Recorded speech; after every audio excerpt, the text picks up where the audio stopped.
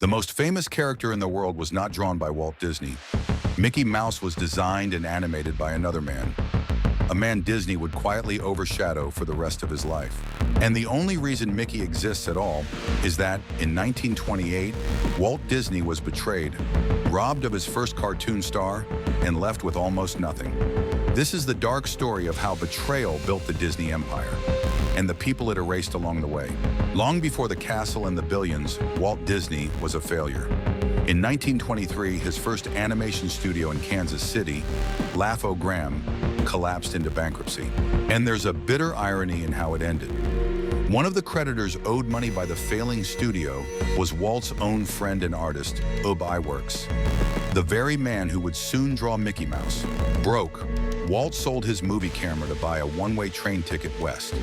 He arrived in Hollywood in the summer of 1923 with about $40 in a cardboard suitcase. A 21-year-old with nothing but a half-finished cartoon and an impossible amount of nerve. He and Iwerks clawed their way back. By 1927, they had created a character for Universal Pictures, Oswald the Lucky Rabbit. And Oswald was a hit, one of Universal's biggest cartoon stars in the age of Felix the Cat. For the first time, Walt Disney was winning. He had money, a studio, and a team of animators he'd brought all the way from Kansas City. He thought he'd finally made it. He had no idea he was about to lose all of it in a single meeting. In February 1928, Walt took the train to New York to ask his distributor, Charles Mintz, for a raise. Instead, Mintz handed him an ultimatum. And it wasn't more money, it was less. Then came the knife. Walt didn't own Oswald. Universal did. Every drawing, every film, the character itself, it all belonged to the studio, not the man who made it.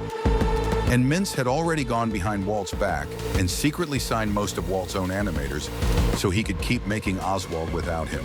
In one afternoon, Walt Disney lost his star character and nearly his entire team. He refused the deal and walked away with almost nothing. He wired his brother Roy a single defiant line, "Everything okay."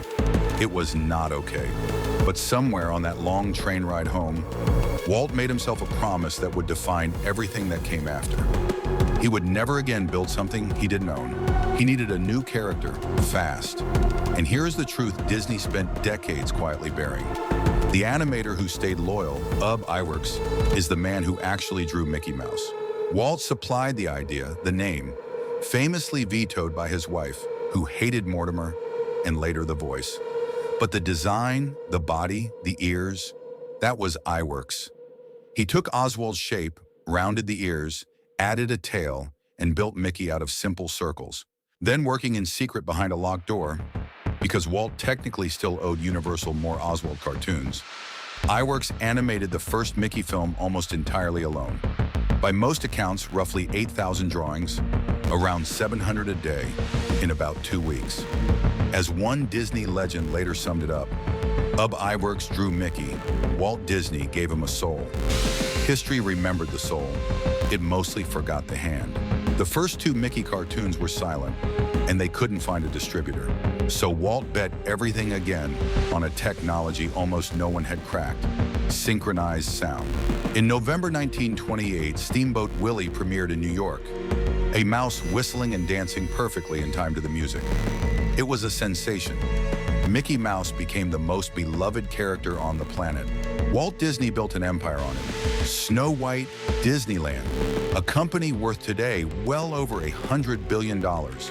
But the higher Mickey climbed, the smaller Iwerks' name became. The man who actually drew that mouse left the studio in 1930, eclipsed, worn down by tension over credit and control. He got a sliver of the fame and a sliver of the fortune. And here's what turns the fairy tale into a darker story. The betrayal Walt suffered, losing Oswald, losing his team, hardened him into something ruthless. The man who had been robbed became a boss, obsessed with total control. In 1941, his own animators, underpaid at the bottom, uncredited, working under a rigid hierarchy where even the studio restaurant was ranked by status, tried to form a union. Walt took it as a personal betrayal. He fired the animator leading the effort. When hundreds of his artists walked out, he watched them picket his studio gates carrying a mock guillotine with his name on it. And he blamed the entire strike on communist agitators. A federal mediator reviewed the case and sided with the workers on nearly every point. Years later, Walt would sit before Congress and name some of those same men as suspected communists.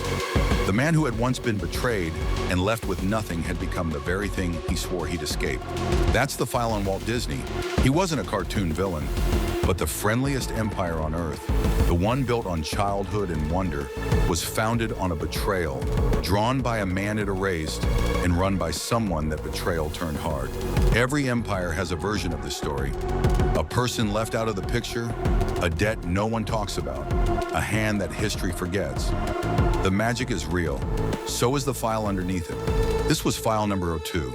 If you want to see which empire we open next, subscribe, because every empire leaves a file.